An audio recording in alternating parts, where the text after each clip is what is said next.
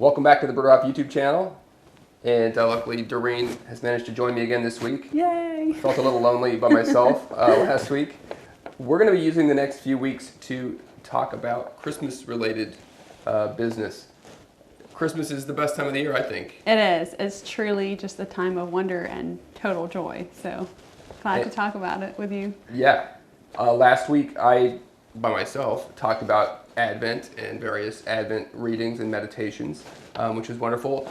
This week we want to talk about something maybe a little more upbeat or joyful, and that is reading aloud, reading Christmas stories aloud. At least for me, Christmas just brings to mind those moments gathered together, either as a community or as families, where we read stories aloud to one another, and sometimes that's as we bind wreaths or do other crafts, or sometimes we're just sitting around together at the dinner table, and it's just a really great way to be together reading aloud. And it's also inspiring. I actually, just as you were speaking about it, it kind of strikes me how perhaps unique it is to sit around with like 300 people from the young to the old and have somebody read a Christmas story. And let me tell you, there's some people with some pretty good voices here. Pretty good radio and reading voices. You have to have a good Probably reader. you among them, actually. You do have to have a good reader. Yeah. I was always partial to my father's reading voice. I'm sure you probably have the same. Yeah, my dad's good. He's a good reader. So Doreen, what are your favorite Christmas stories that you could recommend to people who may be looking for something? Well, when we were talking about making this video, instantaneously a whole bunch of stories came to mind, and I have to say most of them were actually from an earlier edition of this book that I grew up on, and it's actually available from our publishing house, Plow. This is the newer version, which I don't think is as good. It's not as good? No, it's kind of missing some of the classics that I really enjoyed. So I wasn't really going to talk about the ones that aren't contained in here because I want to make sure you guys can also find the stories that we refer to. Otherwise, it's a little pointless, perhaps. Yeah. But in this wonderful Christmas story anthology, there is some really, really great gems. One of them being Willy Bolt. Willy Bolt Krautmann. Krautmann, a classic. Yes, and it's a German tale. Where is it? Swiss? German. German. Pretty sure. And I think I'm going to mangle the author's name, but I think you say Reimischl? Reimischl, yeah. Okay, sounds got right. that. You had the R, that was good. The little R roll. Well, anyway, I don't know how many spoilers we want to give here in this video, but the central role in this story is played by a little arrogant man who just thinks he has the world by the tail, maybe. It's kind of like old-fashioned in its characterization. He's a crib maker. He makes Christmas. And he's very proud of his products, and also he thinks that he knows how to portray Christmas and the message of Christmas, and he kind of has a monopoly on that. However, one night he has a dream, although he doesn't know it's a dream, that he dies and goes to heaven. But nobody gives him the attention he feels like he deserves. So it's just wonderful descriptions. He experiences a comeuppance and then discovers actually what the meaning of Christmas is, which is... Right. And then there's just this, my favorite part of the story is when he wakes up and his wife uses colorful language because he's howling and screaming and not really quite sure where he's at. So just the way that the author manages to capture the whole story is really wonderful. And highly recommend that one.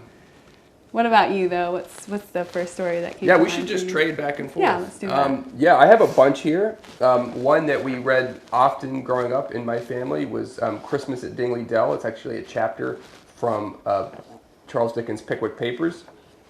And it's just a really fun, good-humored chapter about celebrating Christmas in describing Christmas celebrations in the way only Dickens can.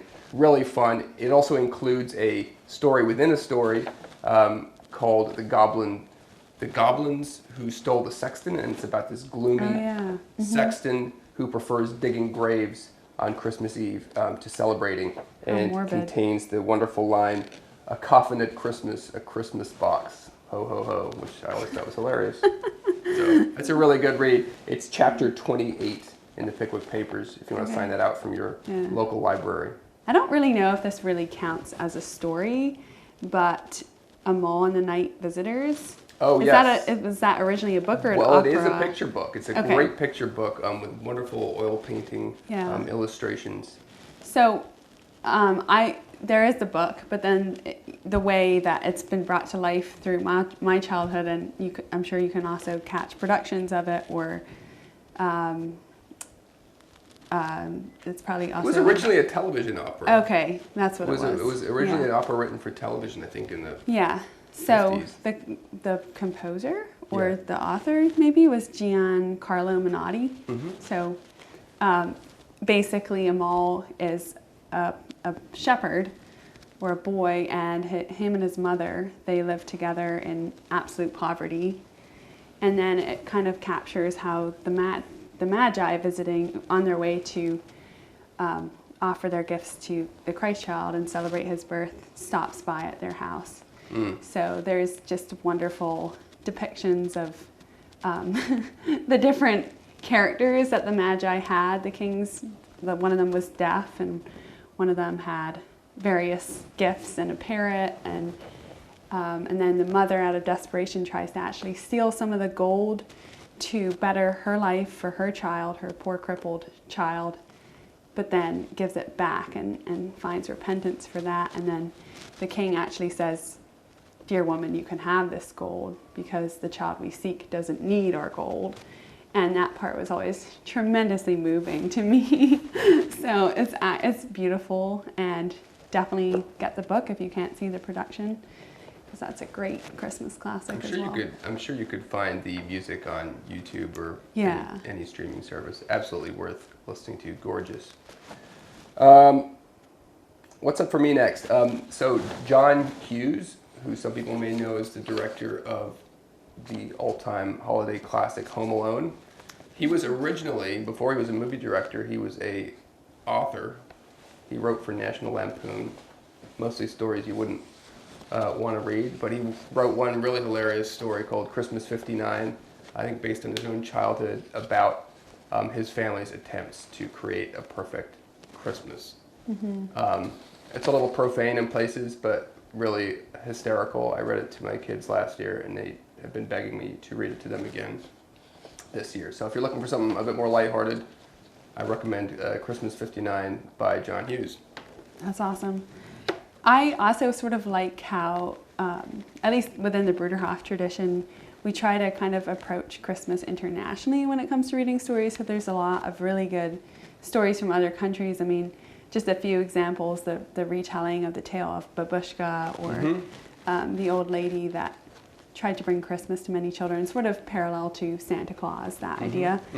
As well as in this book, there is a great story that actually comes from Cuba, I believe. The Three Young Kings? Is that from Cuba? So the author is George Sumner Albee, and it's about these three boys. I'm not sure what time period it's set in Cuba. Probably about 30 years ago, so definitely under the socialist regime, and they went around and tried to bring Christmas to their neighbors. So check that one out for sure. Who's the author again? George Sumner Albee. Yeah, in this book. And then my all-time favorite that I think is available also from Plow is a retelling of a legend called Robber Horrificus. I'm pretty sure it's a graphic novel or graphic book at this point, offered by Plow. And the author, or the person that kind of takes credit for putting that legend together, is Martin Trosbach, I believe. And the best part about that legend for me, it's about this really bad man that the whole world is scared of, and he pillages and leaves destruction in his wake. And then it kind of takes place where, actually post-Christmas, where Mary, Jesus, and Joseph are fleeing to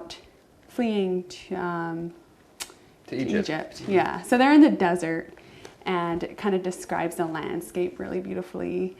And there they are. They stop to rest at a spring, and I think Joseph leaves Mary and Jesus to go get supplies or to kind of figure out the rest of their journey. it happens to be that this robber Horrificus, is there as well, and somehow has this encounter with Mary and small child Jesus. And I just love the way that in that legend, how Mary, her character, and the way that's described, like as somebody that's fun-loving and really joyful and unafraid.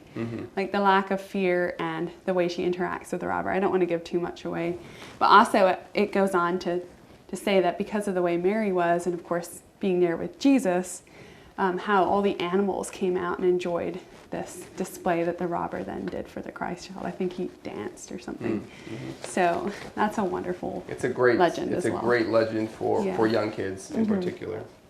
And I remember, I mean, here we often have a tradition of acting that out, so it can get pretty wild. You know, I think the graphic novel you mentioned was actually like an internally published thing. It's not available publicly, but if you do come and visit us, we can show you a copy of the graphic novel version of the Dance of the Robber. Definitely worth it. Very worth it. Visit just for that. Yeah. I guess my last one, and maybe you have a last one after this, is A Christmas Memory by Truman Capote. Most probably well known for his true crime novel In Cold Blood. But A Christmas Memory is just such a gorgeous story of, I think also autobiographical, of Truman Capote as a 7-year-old boy making fruitcake with his 60-year-old aunt, or cousin, who he writes was also a child, so a bit of a childlike person herself, and how they would make fruitcakes through great effort, both of them not particularly skilled, and then give them to friends, people that they'd met, or people that they were impressed by. And it's just very, very beautifully written through a child's eyes, about life and meaning. And there's actually just one paragraph I wanted to read, which comes kind of from the end. It's after they finished making the fruitcakes and have sent them off, and they're out in the fields, I believe, flying kites. And here it is. "My, how foolish I am," my friend cries, suddenly alert, like a woman remembering too late she has biscuits in the oven. "You know what I've always thought?" she asks in a tone of discovery, and not smiling at me, but a point beyond. "I've always thought a body would have to be sick and dying before they saw the Lord. And I imagined that when he came, it would be like looking at the Baptist window, pretty as colored glass, with the sun pouring through. Such a shine you don't know it's getting dark. And it's been a comfort to think of that shine taking away all the spooky feeling. But I wager it never happens. I wager at the very end a body realizes the Lord has already shown himself. That things as they are," her hand circles in a gesture that gathers clouds and kites and grass and Queenie pawing earth over her bone. "Just what they've always seen was seeing him. As for me, I could leave the world with today in my eyes." And it's such a beautiful picture. Kind of reminds me of Thornton Wilder's Our Town. Every day is beautiful. Every day we get to actually see the Lord in other people and experience, I guess, the meaning of what Christmas is really all about. So check that one out. Doreen, do you have any to close out on? It's hard to top that one, and I feel like we could just sit here all day and discuss stories, and a big part of it is also illustrations. So if you have kids or no kids, that's also a really important part of telling stories and sharing Christmas that way together.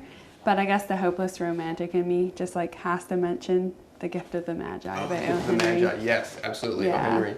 Love that. If you haven't read it, it's a beautiful story about a young couple that are destitute, and they both sacrifice something so that they can give the other a gift, and then they realize that what Christmas is actually all about love.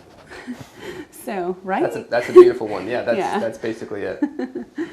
So we actually do have an ask for you, because we're always looking for new stories to read in our families, in our community. If you have a favorite, if you do us the kindness of dropping a link or a title and an author's name in the comments, that would be huge. That would. We'd appreciate it.